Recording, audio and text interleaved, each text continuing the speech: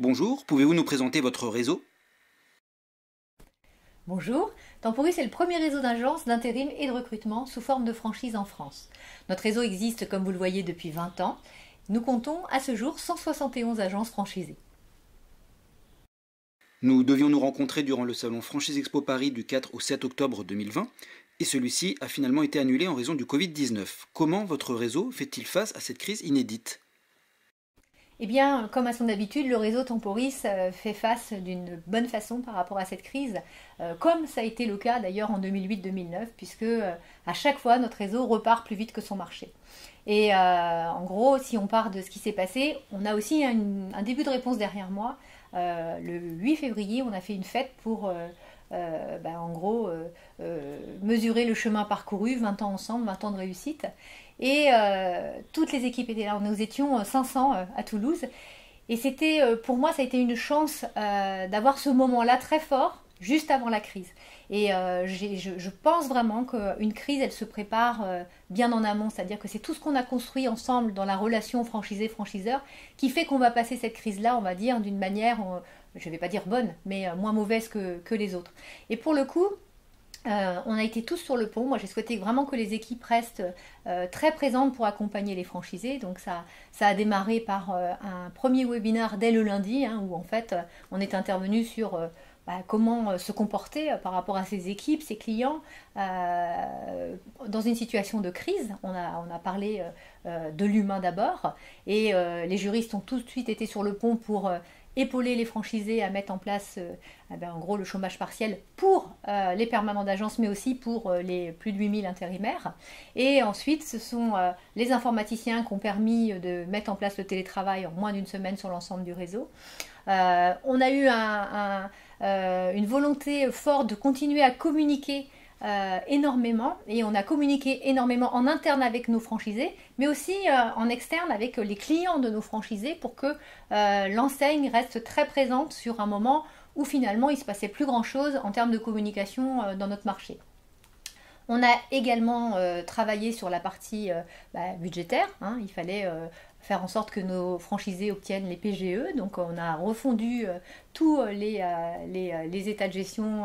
On a tout retravaillé pour que les franchisés puissent revoir leur budget pour cette année, se projeter sur 2021. Et on a obtenu effectivement un montant de PGE assez important sur le réseau, ce qui dénote de la bonne santé des franchisés, puisqu'ils ont été globalement très accompagnés par les réseaux bancaires. Ensuite, on a voulu remettre tout le monde en mouvement, et on a créé la première commission digitale, la commission sur la reprise, la reconquête, et elle a connu un grand succès. On a travaillé ensuite on a mis en place tout ce qu'on faisait d'habitude, on s'est réinventé. On a fait des webinars en forum de formation, on a fait les réunions régionales, on a fait toutes les audits qui devaient être faits ont été faits d'une autre façon. Enfin, chaque service chez nous a fait les choses de manière différente. On a même réussi à faire des formations intégration, puisque ce qui était assez particulier, moi j'ai proposé à des candidats, s'ils sentaient qu'ils avaient envie d'arrêter leur parcours, d'arrêter, ils m'ont dit mais non, bien sûr Laurence, on continue. Il y avait des reprises en cours, les reprises ont été jusqu'au bout, et donc du coup on peut dire que le réseau s'est très bien comporté, au mieux de ce que l'on pouvait espérer. Par ailleurs, moi j'ai souhaité aussi soutenir mes franchisés économiquement, parce que la réussite d'un franchiseur, elle est basée sur celle de ses franchisés. Et voilà, j'ai fait un geste assez conséquent qui peut aller jusqu'à 500 000 euros sur la redevance de mes franchisés. Mais voilà, on va après regarder ce que ça donne dans les chiffres de manière plus précise. Mais l'idée, c'était de ne pas rajouter de la difficulté à la difficulté, et de faire en sorte qu'on soit tous là l'année prochaine. Quels sont vos objectifs de développement?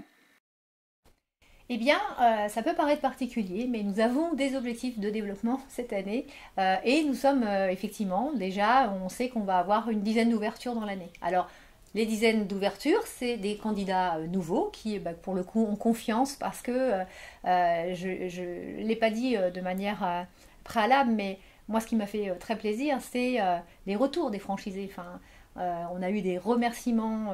On nous a dit que si on mesurait la qualité d'un franchiseur à la qualité de ses équipes, on pouvait dormir tranquille.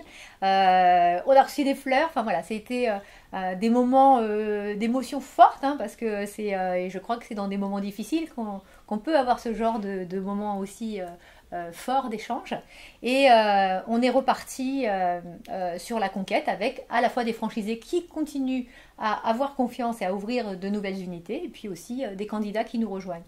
Notre développement sera un peu moins important que les autres années, mais c'est vrai que les années précédentes, on a ouvert entre 15 et 18 agences par an.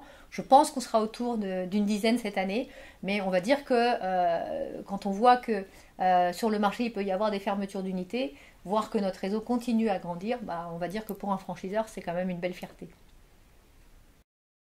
Et enfin, quel message souhaitez-vous adresser aux candidats? Alors, pour le message aux candidats, je voudrais partager sur le fait que je trouve que cette période assez particulière nous a fait nous poser beaucoup de questions sur ce qui était important pour nous, ce qui avait du sens. Et en fait, on est dans un métier où trouver du travail aux gens, c'est un métier qui a beaucoup, beaucoup de sens. Être acteur de son avenir, ça prend aussi dans des moments comme ceux-là une dimension peut-être encore plus importante. Je suis certaine que cette période va être propice à la franchise parce que on se rend compte dans un moment comme celui-là à quel point c'est important d'être accompagné, de ne pas être seul. L'autre message que je vais donner aux candidats, c'est il n'y a pas de bon moment pour créer son entreprise. Et je dirais même qu'une période de crise peut être assez propice. Je sais que j'ai en tête tout de suite le nom d'un franchisé qui a démarré en 2008-2009, qui a appris à travailler correctement, parce que dans les moments difficiles, il faut être bon. Et pour le coup, par la suite, il a trouvé ça plus facile, et aujourd'hui, c'est vraiment quelqu'un qui a une très belle réussite chez Temporis. Donc, rejoignez-nous, c'est la bonne année.